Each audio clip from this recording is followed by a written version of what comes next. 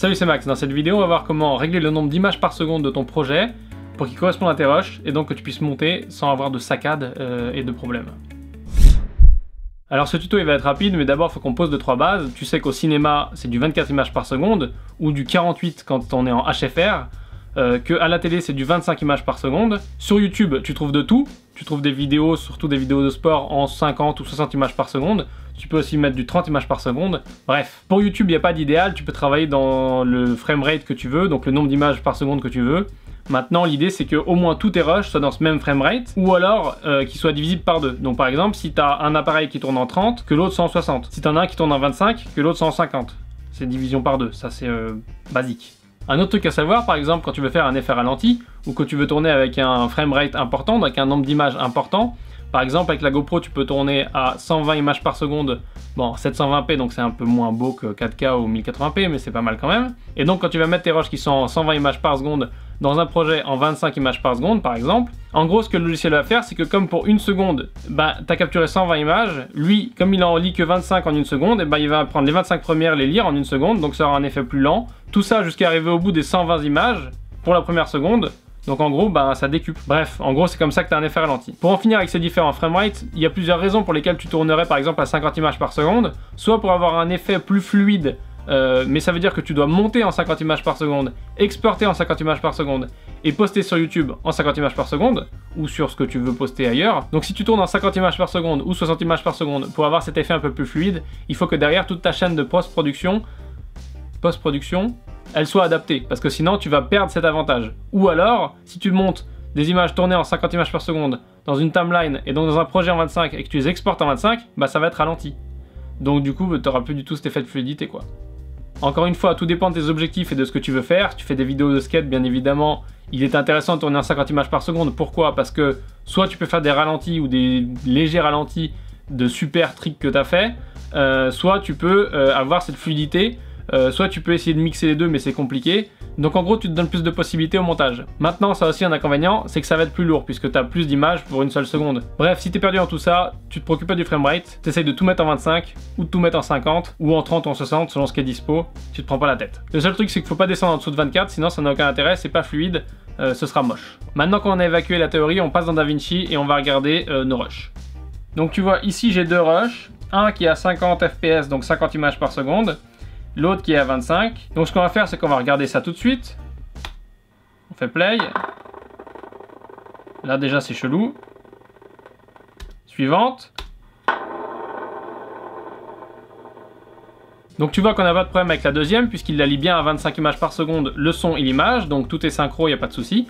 Par contre pour la première qui est à 50 images par seconde, il lit l'image à 25, donc c'est un peu ralenti comme tu peux le voir, mais par contre il lit pas le son correctement, il saccade, il fait des trucs tout bizarres, il fait le ninja, tchac, donc voilà, c'est la merde. Donc là tu t'inquiètes, mais ne t'inquiète pas, on va trouver la solution. Donc maintenant on va importer nos images, paf.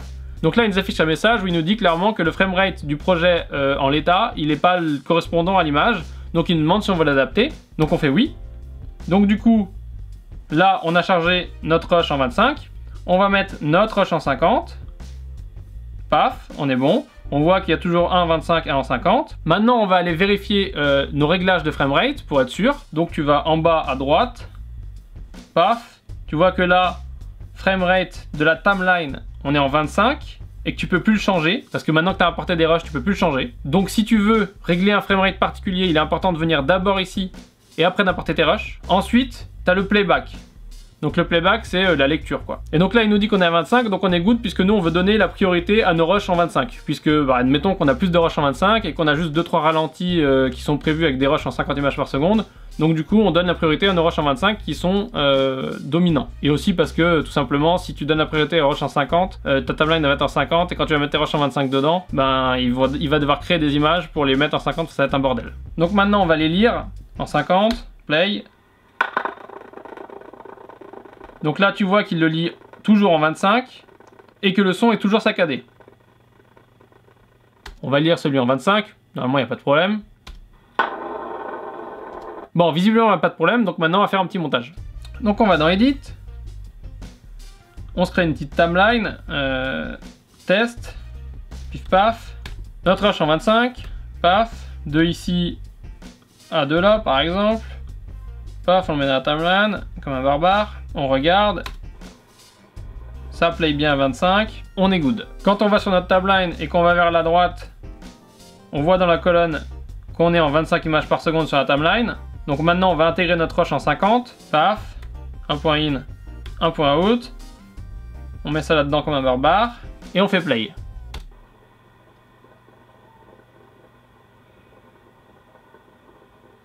Donc là, tu vois que c'est un peu particulier dans DaVinci, puisque je t'avais dit que quand tu mets un rush en 50 dans une timeline en 25, il te fait un effet ralenti. Mais là, ce qu'il a fait sans te le dire et sans l'afficher, il a accéléré ce rush, et donc du coup, il nous lit le son et l'image en même temps, en synchro, et c'est nickel. Donc si ça te va, tu continues comme ça. Si ce que tu veux, c'est un effet ralenti, on va se faire un petit effet ralenti. On va sélectionner un endroit où elle tombe, voilà, ici. Tac. Donc là, il nous lit bien au ralenti, ça grésille toujours, le playback est pourri. Voilà. Ok, on met ça dans notre timeline. Donc j'ai remonté une portion un peu plus évidente pour voir la synchro quand elle tombe, ce sera plus facile. Maintenant, on va faire un petit truc, un petit bricolage, pour qu'on puisse voir le ralenti. On va faire un clic droit sur notre image, donc qui est en 50. On va dans Clip Attribute. Et donc là, on lui dit de lire en 25. On fait OK. T'as vu que ça a bougé en bas ici, là. Et donc si on fait play,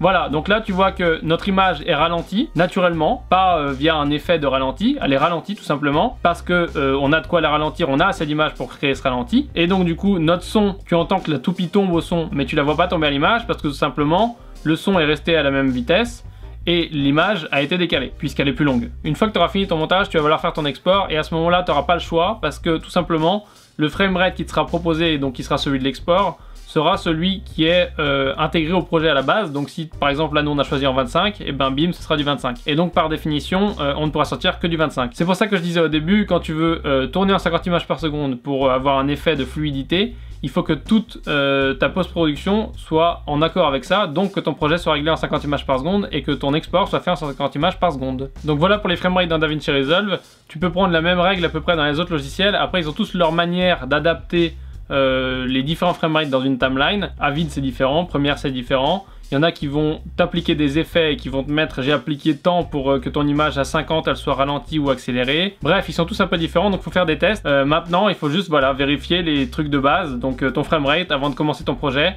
et avant de commencer ton tournage même, pour savoir dans quoi tu te lances, avec quel type d'image et comment tu feras ta post-prod derrière. C'est tout pour les framerates, merci d'avoir regardé cette vidéo.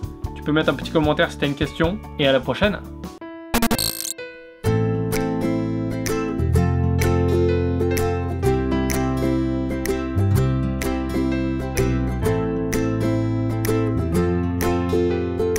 Je crois qu'il y a des voisins qui sont en train d'étouffer leur enfant.